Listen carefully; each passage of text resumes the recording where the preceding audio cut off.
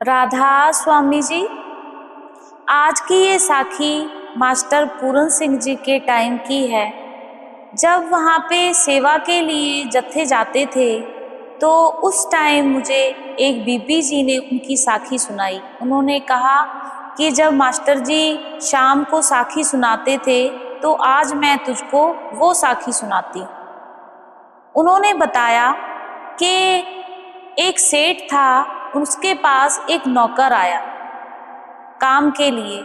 वो नौकर बहुत ही ईमानदार और बहुत ही सुलझा हुआ था। जब उसने सेठ के पास आकर काम के लिए कहा तो सेठ ने उसको चुपचाप काम पर रख लिया और वो नौकर बहुत ही किसी भी इच्छा को ना रखते हुए निस्वार्थ सेठ के साथ काम करने लगा। टाइम ऐसा ही बीतता गया और जो नौकर और सेठ का रिश्ता था वो और मजबूत होता गया। सेठ उस पर विश्वास कर कर अपना सारा काम उससे करवाता और वो नौकर बिना किसी अपनी शर्त के वो सारा काम उस सेठ के लिए करता। आगे जो साखी में मोड़ आया वो कुछ इस तरह था कि जब उस सेठ ने एक दिन नौकर से कहा कि भाई तू अब अपना हिसाब कर ले, तेरा महीना हो गया है, तू अपने पैसे ले ले। तो सेठ ने जब मालिक ने सेठ से कहा मालिक मुझे अभी पैसे नहीं चाहिए, आप ये पैसे अपने पास रखो, जब मुझे जरूरत होगी तो मैं आपसे ले लूंगा। तो सेठ ने कहा जैसी तेरी मर्जी। सेठ उससे काम करवाता, नौकर वो ही काम करता। धीरे धीरे टाइम बीतता गया। जब भी सेठ उस नौकर से कहता कि भाई तू हिसाब कर ले, अपने पैसे ले ले, तो वो नौकर कहता मालिक मुझे जरूरत नहीं है, आप पैसे अपने पास रखो, मैं इकट्ठे ही पैसे ले लूंगा। जो सेठ था उसका विश्वास नौकर पर और मजबूत हो गया और वो उस नौकर ने एक दिन उससे कहा कि तू इतनी शिद्दत से काम करता है, सेवा करता है, तू ऐसा कर। जब से वो नौकर उसके साथ काम कर रहा था उस सेठ ने ना तरक्की बहुत कर ली थी। उसको जिस बिजनेस में वो था, जो काम कर रहा था, उसमें उसको काफ़ी मुनाफा हुआ, जिसकी वजह से उस सेठ ने सोचा कि ये इतनी ईमानदारी से काम करता है और कभी मुझसे पैसे का लालच भी नहीं किया, क्यों ना मैं अपने काम को बढ़ाने के लिए इसको अपना कुछ हिस्सेदार बना लूं। तो एक दिन सेठ ने मालिक से उससे कहा, नौकर से कहा कि ऐसा कर, मैं तुझे अब जो भी काम करूँगा उसमें से तुझे 2% दिया करूँगा। उस नौकर ने बिना किसी क्वेश्चन के सेठ से कहा मालिक जैसी आपकी मर्जी।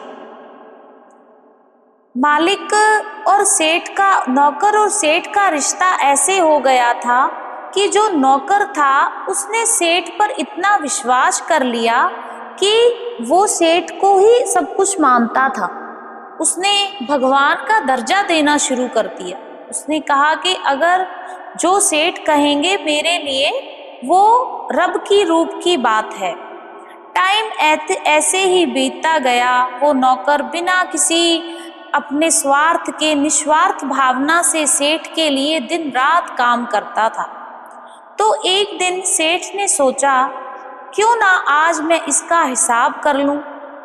तो वो जब हिसाब करने के लिए बैठा तो वो क्या देखता है कि नौकर के तो पैसे बहुत ज़्यादा बन गए थे। इतने उसने सोचे भी नहीं।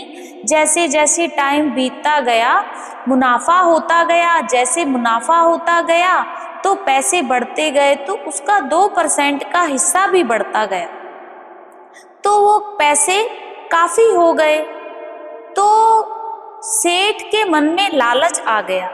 उसने कहा कि नौकर ने कभी मुझसे हिसाब तो लिया नहीं है, ना कभी उसने पूछा है कि मेरे पैसे कितने हो गए हैं, क्यों ना इसके पैसे इसको ना दिए जाए।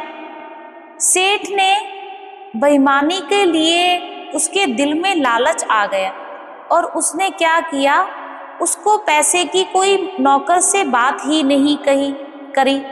इसी बीच नौकर की हालत कुछ खराब हो गई, उसकी तबीयत खराब हो गई। जब उसे डॉक्टर के पास लेके जाया गया तो सेठ के मन में एक चालाकी सूझी। उसने कहा, क्यों ना इतने सारे पैसे इस नौकर को देने की वजह मैं इतने साल इसने मेरे साथ काम तो कर ही लिया है और मुझसे कभी कोई पैसा भी नहीं लिया, क्यों ना मैं नौकर किसी और को रख लूंगा और इसको मरवा देता हूँ। उसने क्या किया, उस हॉस्पिटल में नर्स से बात कर कुछ पैसों का लालच उस नर्स को देकर उसको इंजेक्शन लगवा दिया और वो नौकर खत्म हो गया। जब नौकर खत्म हो गया तो सेठ बड़ा खुश था कि चलो नौकर से भी जान छूटी, कोई हिसाब लेने वाला भी नहीं है और पैसे भी नहीं देने पड़े।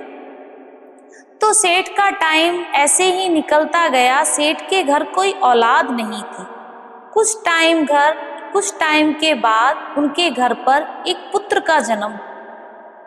तो फिर सेठ के मन में क्या ख्याल आता है कि लोग तो ऐसे ही बोलते हैं कि बुरे कर्म का बुरा नतीजा होता है। देखो, भगवान ने तो मेरी सुन ली, भगवान ने मुझे बेटे का भी सुख प्राप्त करा दिया।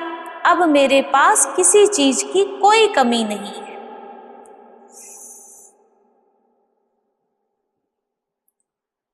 खुरक्यासी में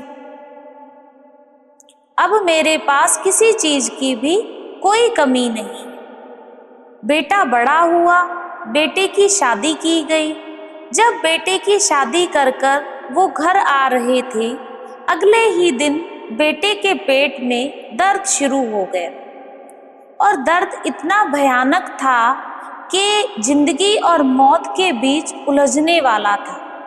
बेटे को हॉस्पिटल लेके गए, उसका इलाज कराया, लेकिन बेटे को कोई आराम ही नहीं था। बेटे की हालत दिन ब दिन बढ़ती ही जा रही थी, बिगड़ती जा रही थी, जिससे सेठ बहुत परेशान होने लगा।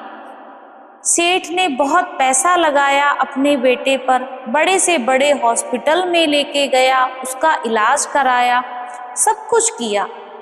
एक दिन वो ऐसे ही बेटे के पास बैठा हुआ था। बैठे बैठे उसकी आंख लग जाती है। जब आंख लगती है तो उसे आवाज आती है, सेठ जी ठीक हो? वो हैरान हो जाता है। वो कहता है, ये तो मेरे नौकर की आवाज है।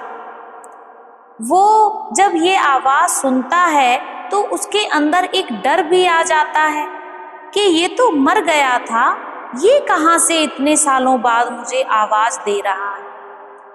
जब उसकी आंखें खुलती हैं तो वो क्या देखता है कि जो बेटा उसका वेंटिलेटर पर लेटा हुआ है, उसके अंदर से वो आवाज आ रही थी। वो नौकर कहता है, सेठ जी आप ठीक हो? तो वो सेठ अपने बेटे में जो उसका नौकर बोलता है उससे कहता है, तू यहाँ पर क्या कर रहा है? तो वो कहता है, सेठ मैं ही तो आपका बेटा हूँ जिसको आपने मरवा दिया था, वो मैं ही तो हूँ, मैं तो अपना हिसाब करने आया था। तो वो सेठ कहता है, हिसाब करने?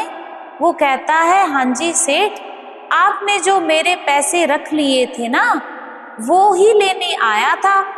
तो सेठ कहता है, अब तो मेरे सारे पैसे लग गए हैं, अब तो मेरे पास कुछ नहीं है, सारे पैसे तो मैंने अपने बेटे पे लगा दिए, तो अब तुम मेरे पास क्या लेने आए? वो कहता है, सेठ ये तो सिर्फ अभी मूल है, ब्याज तो मैंने अभी लिया ही नहीं है।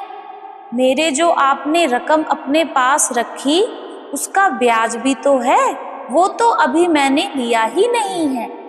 वो सेठ उस नौकर से कहता है, चलो मैंने तो तुम्हारे साथ बुरा किया था, मैंने तुम्हारे पैसे खा लिए, रख लिए, तुम्हें मरवा दिया, तुम बेटे का रूप लेकर इस दुनिया में आए, मुझसे मोह प्यार पाया और आज ना मेरे पास बेटा है और ना ही दौलत, लेकिन जिस लड़की से तुम्हारी शादी की गई उसका क्या कसूर था?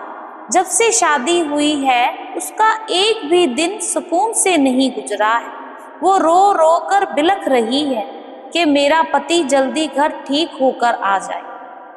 तो वो नौकर कहता है, मालिक शायद आप भूल गए हो कि जिसको पैसे देकर कुछ पैसों का लालच कर कर मुझे इंजेक्शन लगवाया था, वो नर्स ही मेरी पत्नी बनकर आज इस जन्म में आई है। वो नर्स ही है मेरी पत्नी, उसे भी तो अपने कर्मों का हिसाब देना पड़ेगा। तो वो सेठ हैरान हो जाता है और फूट फूट कर रोने लगता है।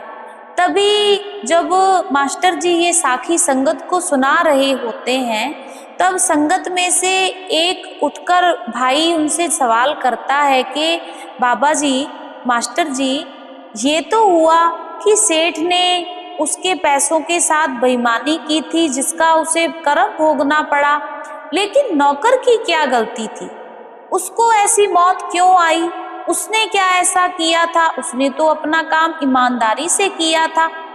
तब मास्टर जी ने उनको बताया कि उन्होंने इंसान, जो नौकर था, इंसान का जो इंसान था उसको एक रब का रूप दे दिया। वो सेठ में ही भगवान को देखने लगा था। जितनी शिद्दत से वो सेठ की सेवा करता था, सेठ की बात मानता था, इतनी शिद्दत से अगर उस रब को ध्याया होता, उस रब की भजन सिमरन में टाइम बिताया होता, तो शायद उसको ये कर्म करना ही ना पड़ता, उसको इस हद तक जाना ही नहीं पड़ता। उसने इतना सेठ पर अंधा विश्वास कर लिया जिसकी वजह से उसे अपना उसकी मौत इस तरीके से आई। तो इस साखी से हमें दो चीजें सीखने को मिली। एक, लालच, कर्म, कि जो हम कर्म करते हैं, जो हम किसी का बुरा सोचते हैं, किसी की हक हलाल की कमाई रखते हैं, तो उसका हमें हर्जाना भरना पड़ता है, वो दुगना होकर निकलता है। इसीलिए हमेशा ही बाबा जी सत्संग में भी फरमाया करते हैं, किताबों में भी लिखा होता है कि हक हलाल की कमाई खानी है। किसी का एक टुकड़ा भी अगर आपके खेत में उड़कर आ जाता है तो भाई उसका भी हिसाब देना पड़ता है। अब जब हमारे दिल में इतनी बेईमानी आ जाएगी किसी के लिए, किसी का हम इतना ज़्यादा पैसा हड़प लेंगे, तो उसका भी तो हमें हिसाब देना पड़ेगा, जैसे उस सेठ ने दिया, ब्याज समेत उसको वापस करना पड़ा।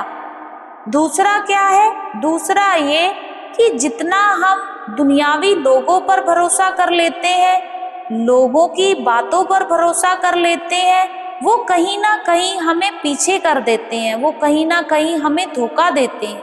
लेकिन अगर हम उस मालिक पर डोर छोड़ देते हैं, उस मालिक पर भरोसा करते हैं, वो मालिक हमारे साथ कभी दगा नहीं करता। इंसान इंसान के साथ दगा कर लेगा, लेकिन वो मालिक इंसान के साथ कभी दगा नहीं करता। अगर इंसान उस मालिक के लिए कुछ करता है तो मालिक उसको बराबर उसकी सहायता करता है, उसके बदले में उसका सब कुछ करता है। लेकिन हम दुनिया के जीव लोगों पर भरोसा करते हैं, उस मालिक पर नहीं। इसीलिए हमें इस साखी से सीख लेनी चाहिए कि एक तो हम हक हलाल की कमाई करें, किसी का पैसा ना मारें। दूसरी ये कि लोगों पर भरोसा करने की बजाय उस मालिक पर भरोसा करें, उस गुरु पर भरोसा करें जो हमें सब कुछ देता है। राधा स्वामी।